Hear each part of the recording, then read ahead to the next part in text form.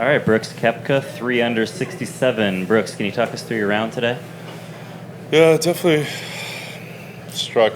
Driving the ball really well, putting the ball in the fairway, that's important. Iron play's been horrific the last 2 days, so got to clean that up just coming out of it a little bit. And I don't know if that has to do with turf being quite tight, but it's an easy fix, and just got to be a little bit more on top of it next few days. How were you able to battle the wind and the tougher conditions out there today? Yeah, I mean, like a golf course is tough, whether there's wind or not. But windy yesterday, windy today. I can't be too disappointed with the score, and not exactly hitting the irons the way I want to. And how do you think the afternoon wave is going to fare out there? Probably really similar to yesterday, I'd say. There's some pin locations that definitely are gettable, but at the same time, if you put the ball in the rough, you can't control it, and then good luck with the wind. Over to your right. The putt on 15, the short one, just bad stroke, bad break. What happened there? If I'm honest, probably didn't play enough break, and then it hit on the read, and then it did snap on me. But it's Poe. You don't get true rolls all the time, so it is what it is. But I didn't lose confidence over it. Let's put it that way. And then I probably know the answer to this, but would you prefer similar conditions over the next few days? What, like with windy? Yeah. Yeah, I think it'd be a really good test, but I don't know what the weather is supposed to be like. I haven't looked. I don't know. Over to your left, Ben. Brooks, there were only 2 eagles on 14 all day yesterday. You and your partner both carded them today. First, curious, what did you hit on your approach, and then what was just the reaction between you and Scotty like after you both got eagle? Yeah, I hit a 4-iron. I think Scotty hit 4-iron as well. It was kind of an awkward. That tree makes it difficult, and we were both kind of in the center to left side of the fairway, so you really got to turn it around that tree. And Scotty, I thought it was going to get over the tree, and it didn't. It went through, and mine just skirted it, and we got lucky enough to roll up there. But yeah, his chip in was pretty solid, so I felt like I had to make it. You guys both went on a run on the back. Did you feed off each other at all? Yeah, probably. Yeah, I definitely think so. Anytime you get a group that's kind of rolling and making putts, doing everything they're supposed to do, it becomes almost second nature, and you start playing a little better. You've accomplished a rare feat. This is my last one. Winning 2 majors in a year. How difficult is that feat as Scotty goes for that too? Yeah, it's definitely difficult, but he's a hell of a player, so I wouldn't be surprised. Yeah, Ryan. Brooks, your major record obviously speaks for itself. What's been your feeling as you've left Augusta and Tulsa this year? Tulsa, I was just ready to get married. I was gonna, so I was waiting for that party. But after Augusta, definitely a little disappointed, pissed off, all that.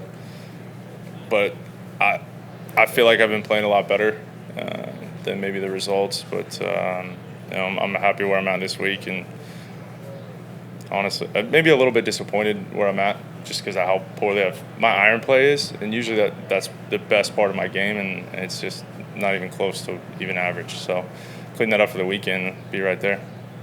Question on your far right. Emma Abramson from Sports Illustrated Kids. So, given the historical significance of the Caddie Foundation, Francis Ouimet, how important was a Caddie today and the relationship you have with them in a course like this and in tough conditions?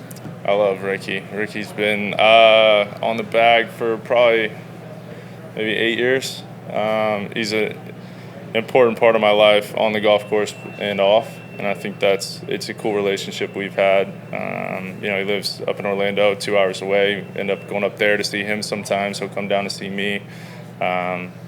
He's one of my groomsmen in my wedding, so we're extremely close, and he kind of knows what I'm doing before I even do it. So it's a good relationship. It's fun, and I appreciate it. Luke? You mentioned you're not happy with your iron play right now. Just wondering what specifically is going on there, and what are you working through in order to get it into a place where you're happy? I'm just coming up out of it a little bit.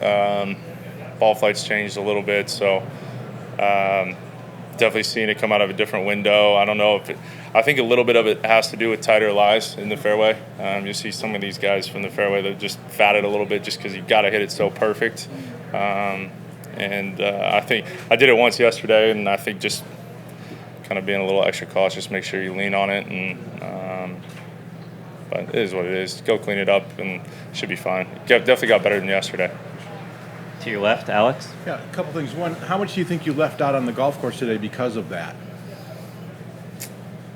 Probably at least a shot, maybe two, and then that little putt. So yeah, it definitely could have been a lot better. I mean, I hit so many fairways where if you're going to do that, you can definitely take advantage of a lot of these hole locations and putting well. When you, like you talked about after Augusta, when you were pissed, mad, everything about your game, what do you do to try to bring that back and get back to where you need to be to kind of deal with it? I mean, start beating balls, man.